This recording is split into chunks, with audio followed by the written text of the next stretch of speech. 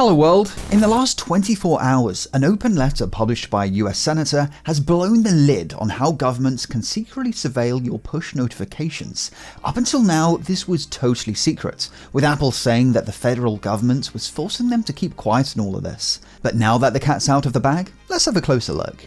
Before a notification reaches your phone, it has to travel through Apple servers if you're on an iPhone, or Google's if you're using an Android. By default, data in these push notifications is not end-to-end encrypted.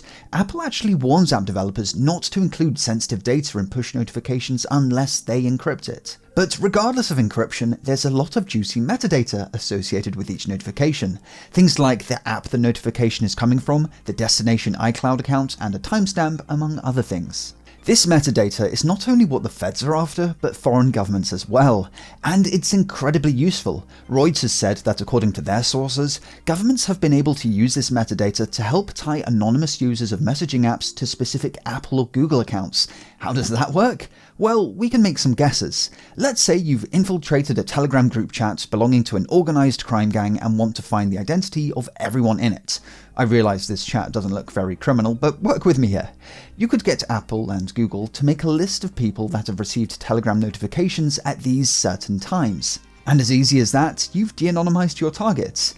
This method could even work with end-to-end encrypted apps, like Signal, because even though, as a Signal dev explains, that push notifications they send through Apple servers don't actually contain message content, but are rather just a ping to let your phone know to download a new message directly from Signal servers, Apple still knows that you received a message from Signal, so inferring who you're talking to is still possible.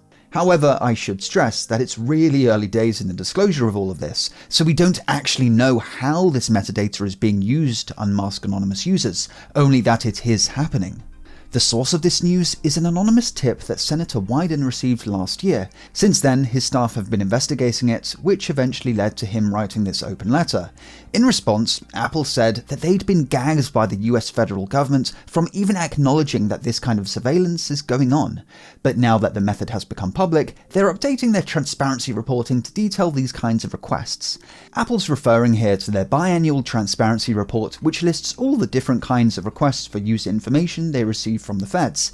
Well, apart from requests for push notification data, it seems. It really makes you think, what other kinds of surveillance Apple isn't being transparent about, and what the point of transparency reports even is if they're only being transparent about certain things. Google, on the other hand, proudly said that their transparency reports do include the requests referred to by Senator Wyden.